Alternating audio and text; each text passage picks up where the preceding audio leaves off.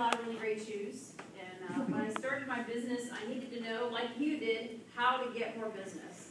And one of my mentors said, join BNI. I've never heard of BNI, and since I've been in BNI now, almost 6 years, which is pretty amazing, almost as long as I've been in Charlotte, really, I've learned a lot about it. And Hugh told you a little bit about it. I'm going to just expand on that a little bit and talk about some of the things that I think set BNI apart from other types of networking groups that you may be part of. And we're glad that you're part of other types of networking groups, because I don't know about you, I want to be in relationships with people that have big networks, that have the potential to introduce me to people that can add value to my business, but also be a resource for me so I can add value to my clients as well by being able to connect them with high-quality business professionals.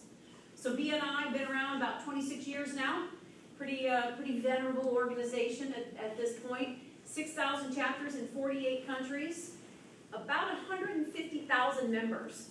BNI over the last probably 24 months, 36 months, has made the single largest investment in their corporate history. They invested $3 million in a system called BNI Connect.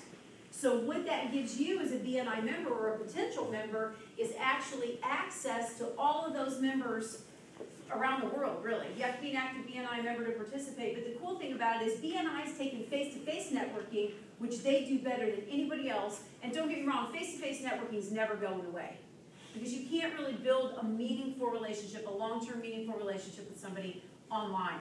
You know, Hugh mentioned these people who spam you. It does sort of annoy me when people do that to me. I go to a networking event, you know, and I give them my business card, and then they send me a newsletter, and you know, I hope they don't get their feelings hurt when I unsubscribe. We can't break up because we weren't ever in a relationship.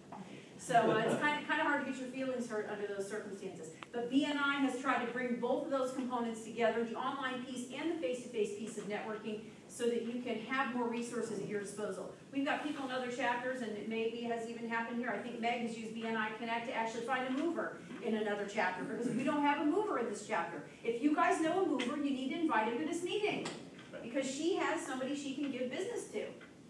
So BNI Connect is a great resource. You know, 3 things that Hugh mentioned that make BNI special: the structure, the commitment, and the education. So let's talk about the structure a little bit. Any of you guys part of a franchise? Anybody ever been part of a franchise? So International Enterprises franchise. You visit a franchise? Yes, so McDonald's. You know, so the beauty of a franchise, what makes a franchise successful? Has a blueprint. I'm sorry? Has a blueprint. It has a blueprint, right? It's got a structure. It's got a system that's duplicatable. So, you know, I said this earlier in the week. I don't care if you're Hugh McCall, and hopefully everybody in the room knows who Hugh McCall is. If you want to buy a McDonald's franchise, you go to Hamburger University. Because McDonald's teaches you how to do it their way. If you want to have it your way, you got to go to Burger King. But the bottom line is that McDonald's has a system that they've had in place forever. You go to Japan or wherever it is, and you know what to expect. There's a brand that they've built, and what's associated with that is what you're going to get. It's the same thing with BNI. We have a franchise, and actually the interesting thing about it is the chapters are really owned by the members, though. You guys pay $515 to buy a marketing system. A system that works in 48 countries and 6,000 chapters, to the tune of $3.1 billion in business in 2011.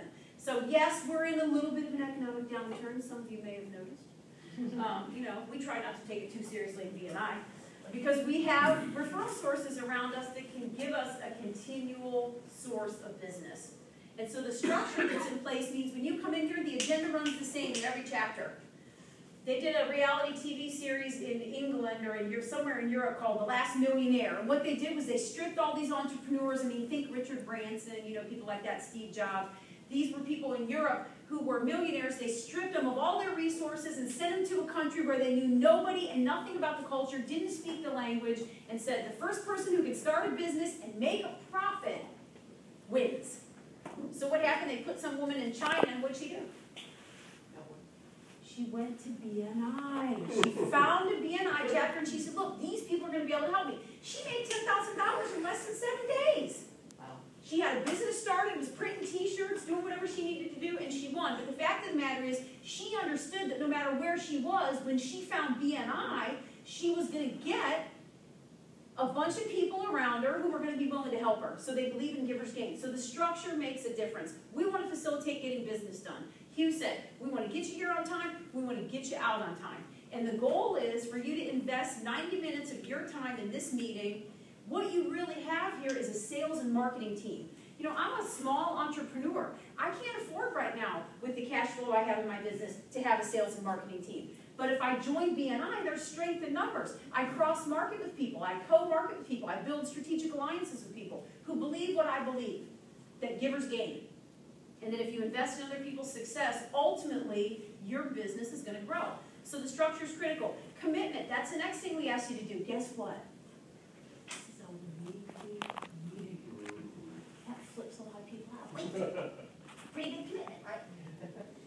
So the bottom line for us is we believe that if you get together weekly with people who are invested in your success, you're going to accelerate the relationship building process. What's the single most important component in any successful relationship?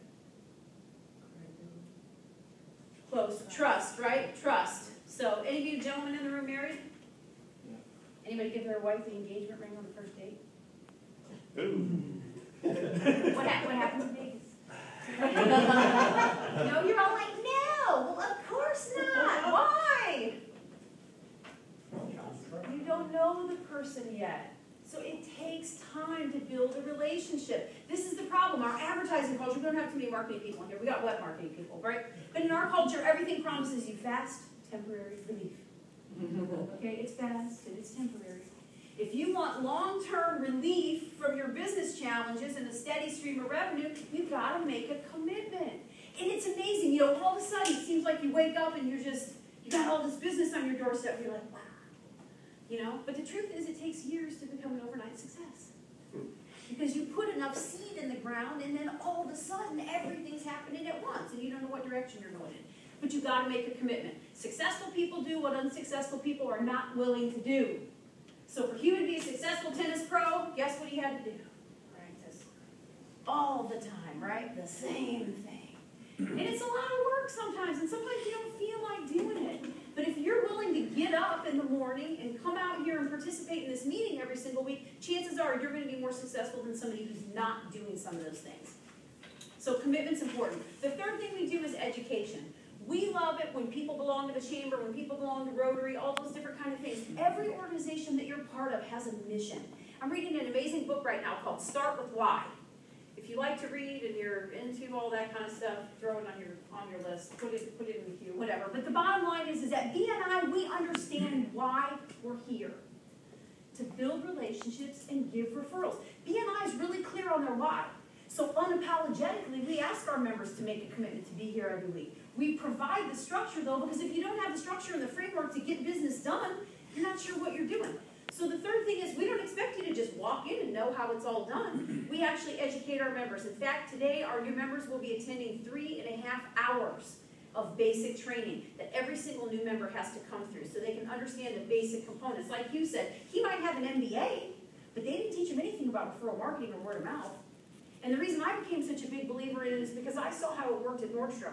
I saw people who came into new stores and markets that we had never been in, slept in RVs in the parking lot overnight, running in the door with their credit card in the morning. Because they wanted to know if it was really true, all the stories they heard about Nordstrom and this great customer service. So the bottom line is Nordstrom knows why too. They know why they do what they do. And it's a culture. So at BNI we have a culture too. And don't drink the Kool-Aid.